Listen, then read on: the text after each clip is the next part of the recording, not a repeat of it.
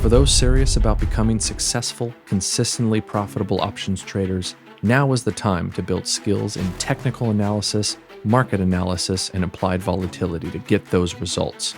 We have multiple memberships, starting with our Go membership that teaches rules-based trading and our Pro membership that teaches more subjective trading. For more information, go to lockeinyoursuccess.com/memberships.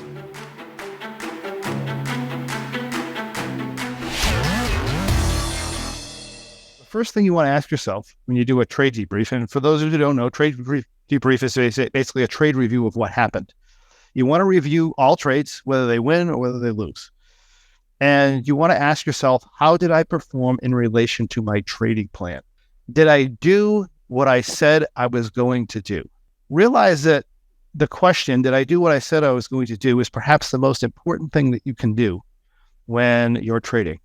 And this is because when you don't do what you said you were going to do, you break integrity with yourself, meaning to your unconscious mind, right? So we have the conscious part of our mind, your unconscious part of your mind. To your unconscious, when you break integrity with yourself, it means I can't trust myself. And when you can't trust yourself, especially as it relates to risk, your unconscious will justifiably create feelings of uncertainty, anxiety, and fear, right? This has nothing to do with losing a trade or the loss from a trade. And a lot of people's anxiety and fear doesn't revolve around losing the trade. It actually revolves around the fact they don't trust themselves to do what they say they're going to do and not experience a very large risk that they weren't necessarily planning to do. So when that happens, when you feel uncertain, when you feel anxious and fearful, what's the result of that? Well, you make decisions out of desperation. You go from, you go on a quest, okay? So you feel this anxiousness and this uncertainty and this fearfulness, and your body wants to get rid of that, wants to get rid of that anxiousness. How does it do it? Well, it does it with certainty. So you go on a quest for trades and indicators that are certain to win. You seek out things such as form-fitted back tests, right? Or proof that someone else had good past results. And then you proceed to use that evidence or you use it as evidence to be certain that you're going to win in the future, either by non-subjectively following these rules that were form-fitted in the past, or by following someone else's trades by some sort of a trade alert or some such thing, right? This is why we have the impulse to do that, because we're creating this fantasy that you can be certain you're going to win in the future based off of these things, which is completely not true, right? But we do it for the purpose of relieving fear and anxiety created by lack of trust in yourself, never realizing that even if you found this magical strategy that wins all the time, you're not going to follow the rules of the trade alerts anyway. Because the root cause of your problem, the problem that got you there in the first place, the problem for the fear and uncertainty is what? It's the problem you're not doing what you said you're going to do. Meaning, regardless of how wonderful these rules are, and regardless of how wonderful a trader you happen to be following, you're not going to get the same results, because when the pressure turns on, you're not going to follow them anyway. I've seen this happen time and time again with people. And I think we can all agree, right, that the decisions we make under conditions of desperation, they're generally poor decisions. And I think we could also agree that if traders continually make poor decisions, what happens? They lose money. Another interesting thought revolving around following plans is that most traders, even if they have a plan and they tell themselves they're going to follow it and they try to follow it, they never actually check back to verify that they actually follow the plan, especially if they won the trade, right? Most traders, if they lose a trade, a lot of times they might go back and evaluate some things, but if they win the trade, oh my goodness, I must have done everything right. And they don't bother to go back to evaluate it. What'll happen is what'll actually happen during most trades, and you'll see this a lot when you actually do trade debriefs, is they'll trade the trade and they'll violate the rules multiple times. And when the trade is over, they forget they violated the rules and they make a judgment on the plan or the trade solely based on a result. And they'll use that misinformation to make future decisions about the trade plan or the trade or whatever, which is ridiculous when you think about it. It's ridiculous on multiple levels. Now, I have an example of this, and one of the more extreme examples that I had, we had a student who decided he wanted to trade the rhino trade, which is fine. But, he traded that trade and he got himself he was trading small, right? Because he's in the test phase, right? Test, scale up, lose, scale down, right? That's the typical phase of a trader, which is bad, by the way. But he's in the test phase of the strategy and he's trading the strategy and he gets in this situation where the trade's near maximum loss and the market's gone down a whole bunch and it looks really bad, right? So what does he do? He doesn't follow the rules. He doesn't want to lose the trade. He ends up cranking up his position size and taking on more downside risk. Again, subjectively, that's fine if that's the way you want to trade. But what ended up happening is the market bounced. The trade came out of drawdown, ended up winning a large amount of money. And again, which is fine. What wasn't fine was he didn't ask himself the question, did I follow my plan? Because he kind of forgot about all that stuff that happened. And the result of that was him going out and going over the internet and telling everybody how wonderful, absolutely wonderful the rhino trade is, when the reality is the result that he had absolutely nothing to do with the rhino trade. But to him, that's reality, right? That's reality. So what's he do? He gets a huge confidence boost from the result. Next thing you know, the next trade's multiple times bigger, which would happen to also be a winner. It was an easy trade, which often happens after hard trades. And then the following trade, he increased size even more. And wouldn't you know it, the same situation comes into play. Only now he's probably 10, 15, 20 times the size he was 2 months ago, right? So the same situation comes into play. Well, he breaks plan again, increases position size, takes on more downside risk. Well, this time the opposite thing happens. Gets a big down move. Well, now the pain eventually gets so bad, right? And the other thing is confidence level is so high that he doesn't even want to get out at max loss. So he even pushes that number. But the market just keeps going the wrong direction. So at some point you get so much pain, you exit the trade. Fallout happens. You look at your account, you've lost 3 years worth of income from trading in this one trade. And now the rhino trade sucks. Worst trade ever. I can't understand how anybody would trade that. Again, didn't go back and ask the question, did I follow my plan? Now, the reality is if you follow the rules, I don't know if we would have won or lost in the first trade, but the loss would have been reasonable and the win probably would have been small. If he was in trouble, right? And trades recover, it gets back to break even, you're doing pretty good. The second trade, the same thing. You might have had a win, you might have had a loss, but it would have been normal losses associated or normal wins associated with that particular strategy. But because he wasn't asking this question and he wasn't fully aware that, hey, I broke the rules, that's the only reason this thing made money, he decided, all his faith goes in the strategy. And he gets that confidence, that false confidence boost that, hey, this is going to work out in the future. Hey, this thing's invincible, right? And then, you run into that situation. So the number one thing to do before you make an evaluation of the plan is to make sure you actually follow the plan. Now, after you've evaluated your performance evaluation, in other words, you as a trader, your performance evaluation as a trader always should be based on how well you follow the plan. Once you make the evaluation of how well you follow the plan, then you can go on and evaluate the plan itself. Now, you'll want to notice when we talk about this topic, when I talk about following the plan, I'm what we call associated. I'm in the feeling, seeing things from my own eyes. I'm associated, I'm involved with it. I'm associated to how well I follow my plan. In other words, how well I follow my plan, I see that as a reflection on me personally. If I follow my plan, I would trade with integrity. I did a good thing, right? I've succeeded. You'll also notice, though, that I'm disassociated as we go forward. I'm disassociated from both the effectiveness of the plan and from the result of the trade. This is because following through with the plan is a contract that I make with myself. Therefore, it's related to my integrity. It's related to my self-worth. However, the plan itself is simply a tool that I'm in the process of learning how to use effectively. A tool that I can change and a tool that I can discard at any time, right? It's no different than if I was, no different than if I failed to take out a Phillips head screw with a flathead screwdriver, right?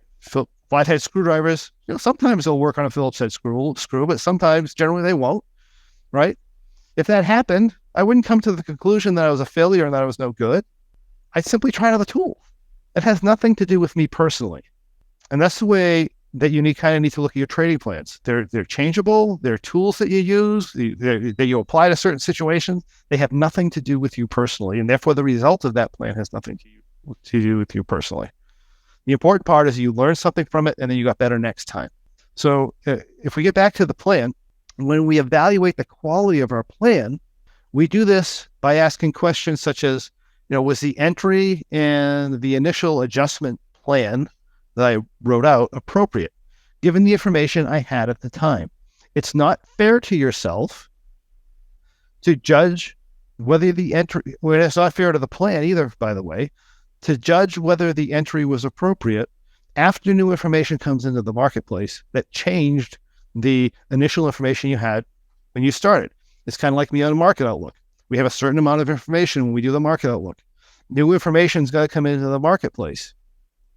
I can't judge myself if I make a call on the market and it turns out to be completely wrong. I can't judge myself based on the fact that new information come into the marketplace to change things. I need to judge that call if I want to be good at managing the market or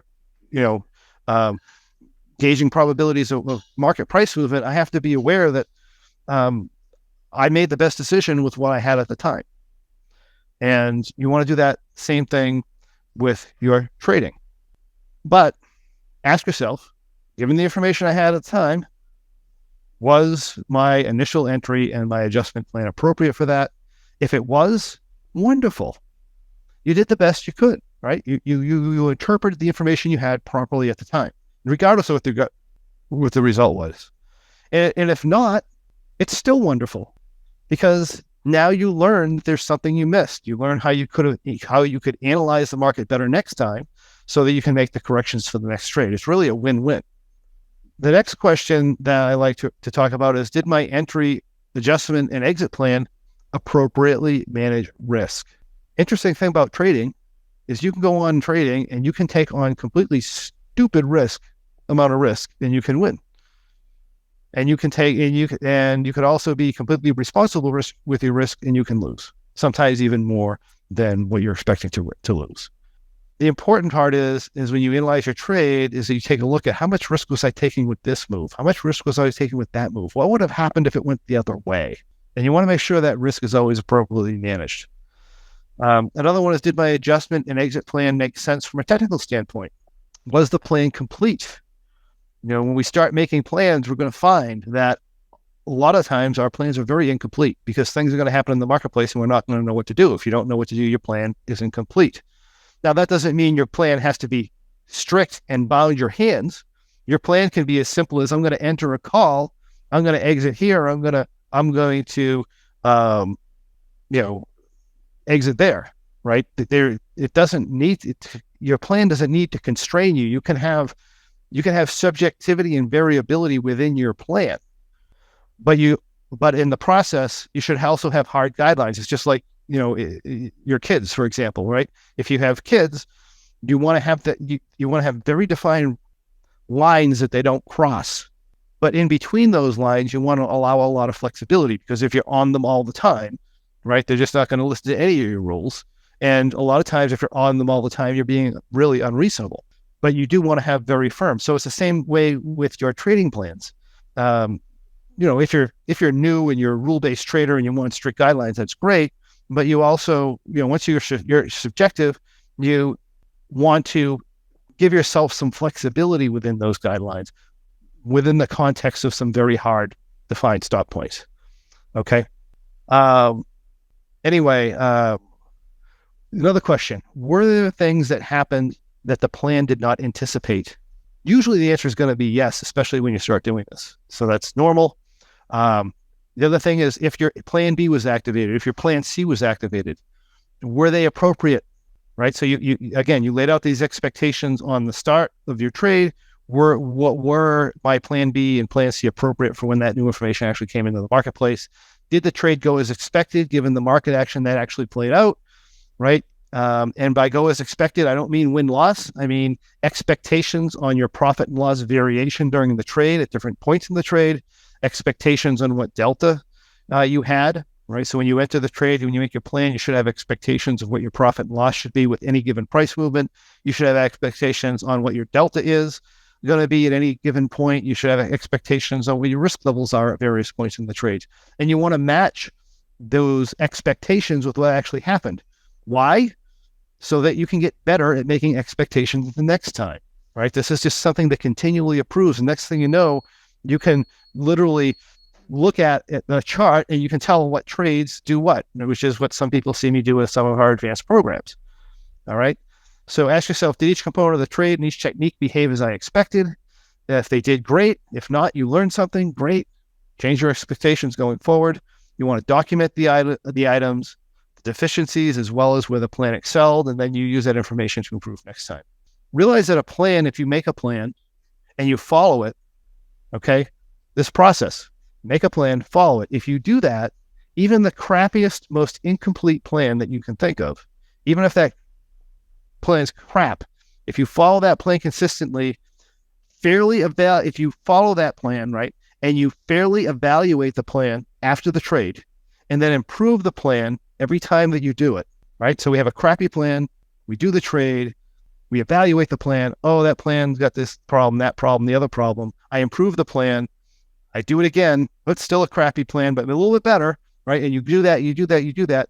You're going to be miles ahead of the guy that's tweaking strategies based on past data and recent results, hoping to find the Holy Grail. All right, that's the way you get better at trading. So, if I was going to just really summarize the learning process, I'd say learn rule-based trades, not for the purpose of finding the Holy Grail, which is what most people are doing. I got to make money now. I got to find the Holy Grail. I got to find the trade that wins all the time. You don't want to do it for that purpose. You want to do it for the purpose of understanding. Something that's critical is you want to learn to have integrity with yourself so that you can trust yourself. So your unconscious will trust that you're going to do what you say you're going to do, and your unconscious will trust that you're not going to let yourself get into too much trouble. If you do that effectively, that will virtually eliminate fear and anxiety.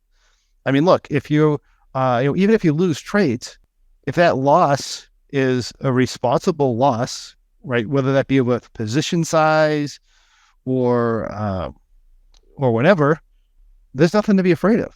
If you trust you're going to get out, you don't trust yourself, because of what I see a lot of people do. They get into a bull trade, they hit their stop loss at $2,500 down, and then they decide, well, I can't get out of the trade. They stay in the trade, they end up losing the whole $27,000. If you're trading like that, you shouldn't trust yourself, right? They're not following the plan. That's the problem. And now going into the future, now that damage has been done, now it's going to take a lot for that person to trust himself. A lot of following plans and doing what he says he's going to do. That's how you build trust, right? Remember, trust can be, takes a while to build up, but it can be lost in one instant. So you want to be very careful with that. All right. Anyway, back to the trading here. Step 1, understanding the trades, how they interact with the market. Step 2, gaining integrity and trust with yourself. Step 3 is going to be gaining an understanding of the market itself, right? So understand the trades, how they interact with the marketplace. We do that by trading rule-based strategies, by the guidelines. Gaining integrity with yourself, you gain that by following a plan, doing what you say you're going to do, trading the appropriate size. Step 3 is going to be gaining an understanding of the marketplace itself, right? How does the market move, and so forth. When you're trying to gain an understanding of the marketplace, you're going to want to work on understanding the market from the context of curiosity and playfulness, right? What does that mean? That means it's best to learn how to read the market without using that information to make trading decisions. Best to use that information or learn to use that information when you're not making trading decisions. When you start trying to learn the market and you're doing it in the context that you have to be right or it's a problem, then that's going to cancel out any learning that you're doing. You're much better off to do it from curiosity. I believe the market's going to do this. And if the market does that, wonderful. It did what I thought it was going to do. The market doesn't do that. Oh, well, no big deal, right? I didn't have $100,000, leaning on the fact the market had to go up. That's going to kill your learning until you get to a certain point. At some point, you're going to have to, you're going to want to bring in and start using it for the trades. But at first, at least until you get a pretty good understanding, you really don't want to go out and, you be using those decisions. And that's part of the problem with probably when you started trading, when you started directional trading, you got some sort of an indicator or something, and that indicator is going to work, 50 to 70% of the time, most of the time. And then you have money on the line when you're trying to learn how to use the indicator or the probabilities of this indicator working out. And, you're so focused on the trade that you're not learning anything in the marketplace and back and forth. Okay. You want to get rid of that. You want to learn, just focus on one thing at a time and you'll be fine. Then once you get a good understanding, then right after you thoroughly understand the market and you will thoroughly understand the trades and how they interact with each other, then and only then should you really start applying the information of the market to start making your subjective plans. Regarding your subjective plans, your first subjective plan is very likely to suck, and that's okay. You're going to make this plan up. Things are going to happen that you didn't expect to happen. That's normal. But realize, again, no matter how crappy the plan may be, you should do one of two things. You should either follow the plan or something that actually should be in a good plan, but may not be in your plan if it's a crappy plan, is number two, you should have the contingency that you exit the trade if you realize you're in a crappy plan. Okay, so you have a plan. I realize the plan is so bad that I really shouldn't be in the trade. Maybe the plan takes on too much risk, things I didn't think of. I just exit the trade. I go in, I take that new information, I apply it into my new plan, and then I try again. Okay. The whole point of that is, regardless of how good or bad your plan is, you want to keep integrity with yourself. You want to follow your plan. Then after the trade is over, you check to make sure you either follow the plan or you exit it when you came to the realization that your plan had this major flaw. Okay. Either way, evaluate the plan, make improvements, try again. Do it consistently, no matter where you start. You're going to master trading. It's really as simple as that.